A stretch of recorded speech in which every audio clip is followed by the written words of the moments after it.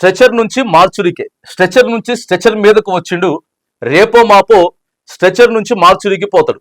కేసీఆర్ని ఉద్దేశించి రేవంత్ అనుచితమైనటువంటి వ్యాఖ్యలు. చూడండి, ప్రతిపక్షంలో ఉండి చావాలని కోరుకుంటారా ఎవరన్నా?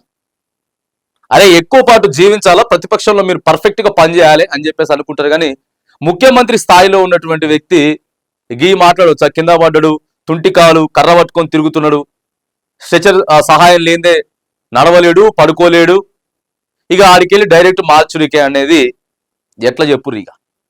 ఇవన్నీ తెలంగాణ సమాజం మొత్తం చూస్తూ ఉన్నది. ముఖ్యమంత్రి స్థాయిలో ఉన్నటువంటి వ్యక్తి ఒకళ్ళ చావును కోరుకోవచ్చా? ప్రధాన ప్రతిపక్షంలో మీరు కూడా పనిచేసారు కదా గతంలో. రేపు భవిష్యత్తు ఎటవుతుందో తారుమారైతుంది, మీరు కూడా ప్రతిపక్షంలోకి పోవచ్చు. లేకపోతే ఇప్పుడు ఒకవేళ మిమ్మల్నే ముఖ్యమంత్రి ఆగం కావాలని చెప్పేసి కోరుకుంటే అది కరెక్ట్ అవుతుందా? కరెక్ట్ అవుతుందా? ఎట్లా మాట్లాడుతున్నారో ముఖ్యమంత్రి స్థాయిలో ఉండి. చూడండి, నిన్న మాట్లాడిండు, అసెంబ్లీలో కూడా మాట్లాడిండు. అసెంబ్లీలో కూడా ముసలి కన్నీళ్లు పెట్టుకుంటే ఇదవుతుందా అని చెప్పేసి కేసీఆర్ ని మాట్లాడిండు. ఇక వీళ్ళేమో దేనికి కౌంటర్లు ఇచ్చారు ఇద్దరు, హరీష్ రావు, కేటీఆర్. రేవంత్ ఒక పిచ్చి కుక్కలాగా మాట్లాడుతుండు, మెంటల్ హాస్పిటల్లో చేర్పించాలి, లేదంటే అందరినీ గురుకుతాడు. సీఎం కు పొలిటికల్ మెచ్యూరిటీ లేదు. రేవంత్ రెడ్డికి క్యా జబ్బు సోకిందని చెప్పి, ఏం జబ్బు సోకిందని చెప్పి హరీష్ రావు కుటుంబ సభ్యులకి జాగ్రత్త అండి బాబు, మీరు ఆయన అందరినీ చనిపోవాలని చెప్పి కోరుకుంటున్నాడు, ఏది పడితే అది మాట్లాడుతున్నాడు అని చెప్పేసి వీళ్ళు ప్రతిపక్షం వాళ్ళు మాట్లాడినారు. ఏదేమైనా కానీ రాజకీయంలో హుందాతనంగా చేసుకోవాలి విమర్శలు, వ్యక్తిగతంగా విమర్శలు చేయకూడదు. అది ఎవరైనా సరే, ఏ సోషల్ మీడియా వేదికగా మాట్లాడినా, లేకపోతే ఎక్కడ ఎవరు మాట్లాడినా, ఇక్కడ మేము మాట్లాడినా, ఎవరైనా సరే ప్రభుత్వాన్ని వ్యతిరేకించు, రేవంత్ రెడ్డి గారి విధానాలను వ్యతిరేకించవచ్చు, మంత్రుల విధానాలను వ్యతిరేకించవచ్చు. అంతేగాని వాళ్ళ వ్యక్తిగతంగా దూరిపోయి, రేవంత్ రెడ్డి గారి వ్యక్తిగతం మనకు అవసరం లేని విషయం కదా, కేసీఆర్ గారి వ్యక్తిగతం మనకు అవసరం లేని విషయం. ఆయన మందు తాగుతున్నా ఇంకోటి తాగుతున్నా మనకు అవసరం లేదు కదా. ప్రజలకి ఏం చెప్పిండు అవి నెరవేరుస్తుందా లేదా అనేది మనకు అవసరం. రేవంత్ రెడ్డి గారు చనిపోవాలని చెప్పి మనకేం అవసరం? ఎవరికి అవసరం? ఏమవుతుంది చనిపోతే? అది హుందాతనం కాదు. ముఖ్యమంత్రి గారేమో మరి ఇదే ముచ్చట.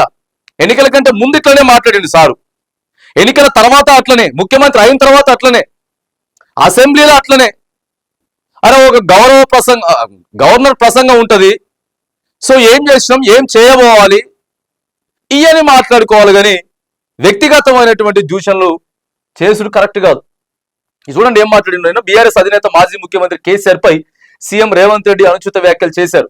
బుధవారం జూనియర్ లెక్చరర్ పాలిటెక్నిక్ అభ్యర్థులకు ఉద్యోగ నియామక పత్రాల కార్యక్రమంలో పాల్గొన్న సీఎం కేసీఆర్ ను ఉద్దేశిస్తూ స్ట్రెచర్ అని అనుకున్నారు. స్ట్రెచర్ నుంచి స్ట్రెచర్ మీదకి వచ్చేసిండు, రేపో మాపో స్ట్రెచర్ నుంచి మార్చురికి పోతాడంటూ వివాస్పదమైనటువంటి వ్యాఖ్యలు చేశారు. ఇంత పర్సనల్ గా టార్గెట్ చేయాల్సినటువంటి అవసరం ఏమొచ్చింది?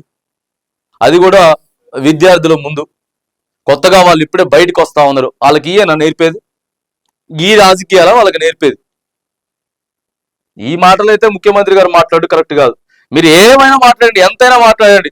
అరే కాళేశ్వరం అట్లా చేసిండు, ఇన్ని కోట్ల అవినీతి చేసిండు, రైట్, మంచిదే. కాళేశ్వరం ప్రజల సొమ్ము, అది ప్రజల సొమ్ము కాబట్టి, ఓ పిల్లలు ఊరిపోయింది కాబట్టి రైట్, విమర్శించండి, తప్పులేదు.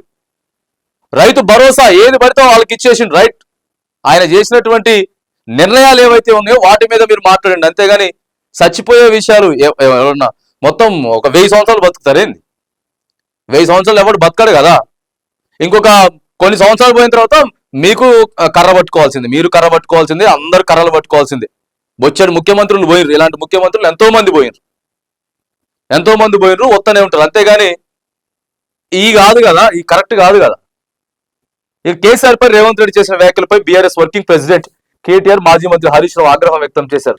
రేవంత్ పిచ్చి కుక్కని, మర్యాద హద్దును దాటుతున్నాడంటూ కేటీఆర్ మండిపడ్డారు. అతని కుటుంబ సభ్యులు వీలైనంత త్వరగా రేవంత్ ను ఏదైనా మెంటల్ హాస్పిటల్ కు తరలించి చికిత్స అందించాలని, లేదంటే నిరాశతో చుట్టుపక్కల వాళ్ళందరినీ కొరికే ప్రమాదం ఉందంటూ కేటీఆర్ ఆగ్రహం వ్యక్తం చేశారు.